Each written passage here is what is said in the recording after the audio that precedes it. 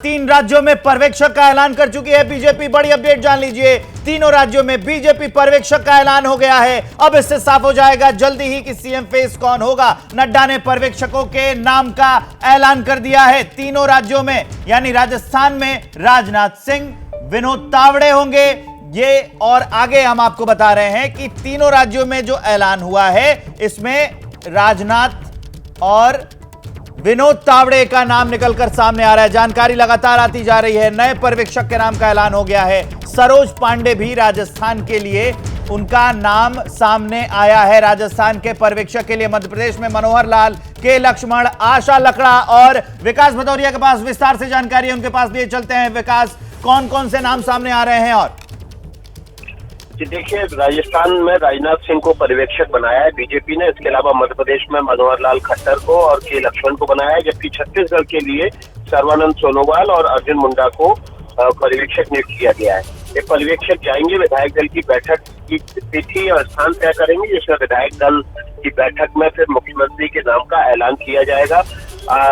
ये माना जा रहा है कि शनिवार इतवार तक, यानी कि कल परसों और ज्यादा से ज्यादा देर हुई तो सोमवार तक इन तीनों राज्यों को वहां के मुख्यमंत्री कौन होंगे वहां की जनता को पता चल जाएगा। विधायक दल की बैठक शनिवार या इतवार में मध्य प्रदेश और राजस्थान में लगभग तय है, लेकिन अभी स्थान समय तय होना बाकी है। इस वक्त की बड़ी खबर जो पिछले 5 दिनों से आपको बनी हुई थी कि आखिर कौन पर्यवेक्षक जाएंगे, कब इन राज्यों के मुख्यमंत्री के चेहरे सामने आएंगे, अब उसकी एक प्रक्रिया है। उस प्रक्रिया में रफ्तार आई है और पर्यवेक्षकों के नाम का ऐलान हो गया। बिल्कुल, अब जरा एनालिसिस कर लें विकास, जो पर्यवेक्षकों के नाम चुने गए। एक बार मैं फिर से चाहूंगी कि आप उनकी डिटेल्स बताएं और दें। जी देखिए, जो राजस्थान है वहां के लिए राजनाथ सिंह को, केंद्रीय रक्षा मंत्री राजनाथ सिंह को पर्यवेक्षक नियुक्त किया गया है, जबकि मध्य प्रदेश के लिए हरियाणा के मुख्यमंत्री मनोहर लाल खट्टर और के लक्ष्मण को पर्यवेक्षक नियुक्त किया गया है। इसके अलावा छत्तीसगढ़ के लिए पूर्व मुख्यमंत्री असम के और केंद्रीय मंत्री सर्बानंद सोनोवाल और केंद्रीय मंत्री अर्जुन मुंडा को पर्यवेक्षक नियुक्त किया गया है। इन लोगों की जिम्मेदारी होगी कि विधायक दल की बैठक में मुख्यमंत्री के नाम का ऐलान करें। अगर जरूरत पड़ी तो विधायकों की राय मशवरा लिया जाए और जरूरत पड़ी तो फिर ऐसी सूरत में विधायकों के साथ पर्ची भी निकलवाई जाए, ताकि कौन होगा उसके बाद नाम तय किया जाएगा। विकास भदौरिया, काफी अहम जानकारी आप दे रहे हैं। आप हमारे साथ बने रहिए। लेकिन नीरज पांडे भी हमारे साथ जुड़ गए, उनके पास लिए चलते हैं। नीरज, छत्तीसगढ़ में अर्जुन मुंडा, तो क्या ये माना जाए कि छत्तीसगढ़ का अगला सीएम आदिवासी समुदाय से आने वाला है? ये कहना गलत होगा कि अर्जुन मुंडा वहां पे पर्यवेक्षक बनाए गए हैं तो आदिवासी होगा। ये एक पार्टी की रणनीति के तहत होता है। पर्यवेक्षक बनाए गए हैं अर्जुन मुंडा, सर्बानंद सोनोवाल उनके साथ जाएंगे, दुष्यंत कुमार गौतम जो राष्ट्रीय महासचिव हैं वो जाएंगे। तीन जो पदाधिकारी हैं, एक केंद्रीय मंत्री, एक बहुत ही सीनियर लीडर और एक संगठन की तरफ से। तीनों राज्यों में आप देखें तो पहले राजस्थान में आप देखें तो राजनाथ सिंह के साथ सरोज पांडे, विनोद तावड़े को रखा गया है।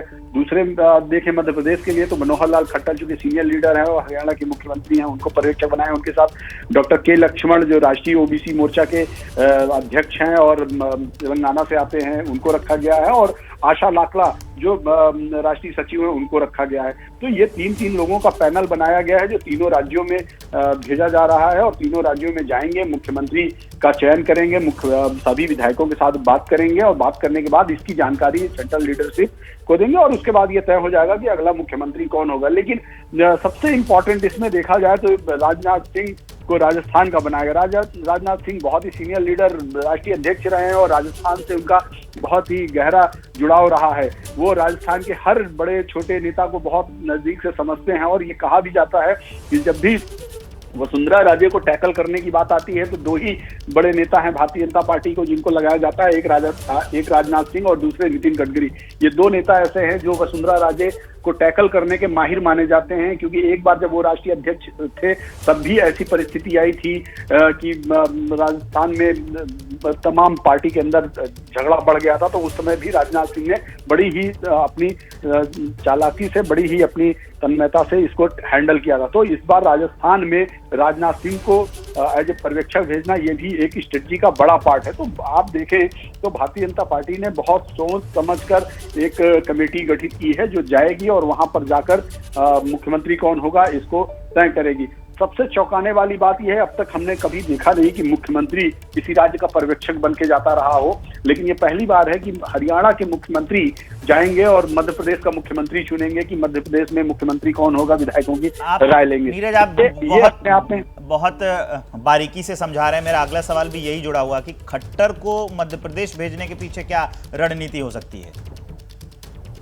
कहा हूँ अवधेश की ये पहली बार मैंने देखा है। मैं भी पिछले 10-12 साल से 15 साल से भारतीय जनता पार्टी को नजदीक से देख रहा हूँ, कवर करता रहा हूँ, लेकिन ये मैंने पहली बार देखा है कि किसी राज्य के मुख्यमंत्री के चयन के लिए किसी दूसरे राज्य के मुख्यमंत्री को एज ए पर्यवेक्षक भेजा जा रहा हो। तो ये कई चीजें पहली बार हो रही हैं। तो इस बार देखा गया मनोहर लाल खट्टर को मध्य प्रदेश, बिल्कुल, और इसी चीज के लिए बीजेपी जानी जाती है। नीरज, हम सभी देखते चले आए कि मनोहर लाल खट्टर का सीएम बनना भी किस तरीके से एक अलग अप्रत्याशित चीज थी, अब उनका पर्यवेक्षक बनना भी। लेकिन इसी बीच चलिए अब सीधे लिए चलते, हमारे सहयोगी ब्रजेश राजपूत भी जुड़ गए हैं, जो अब इस पर्यवेक्षक के नाम के सामने आने के बाद किस तरीके की तस्वीरें बदल सकती हैं, विधायक दल में किस तरीके का रिएक्शन आ सकता है, ये सारी चीजें अब डेवलप होनी शुरू हो जाएंगी।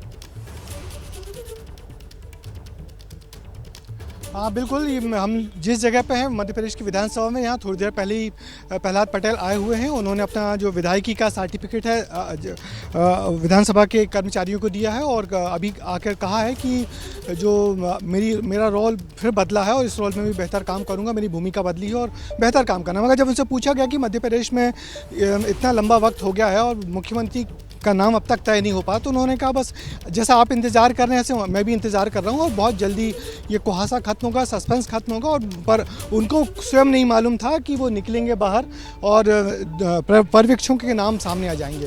तो फिलहाल सभी को इंतजार है कि जो पर्यवेक्षक मनोहर लाल खट्टर और के लक्ष्मण हैं वो यहाँ आएँ और विधायक दल की बैठक करें। और फिलहाल तो सबसे पहले विधायकों को यहाँ बुलाना होगा। तो BD शर्मा जो कल रात में यहाँ आ गए थे, प्रदेश अध्यक्ष, वो शायद आज दिल्ली चले गए हैं, तो होपफुली शाम तक वो लौट आएंगे और फिर बैठकों की तैयारी शुरू हो जाएगी। मगर प्रहलाद पटेल अभी यही कह रहे थे कि इंतज़ार बहुत लंबा नहीं करना पड़ेगा क्योंकि बहुत जल्दी, और उन्होंने एक बात कही कि 5 राज्यों में जिस तरीके से फैसले होने हैं तो सबके फैसले एक साथ लिए जाएंगे, इसलिए जो इम्पेशेंट होने की ज़रूरत नहीं है। 5 राज्यों की फैसले एक साथ लिए जाएंगे। उन्होंने एक कारण उन्होंने बताया कि पार्लियामेंट चल रही है, पार्लियामेंट चल रही तो जो आला कमान है हमारे पार्लियामेंट में व्यस्त है, तो इसके चलते थोड़ी बहुत देरी हो रही है।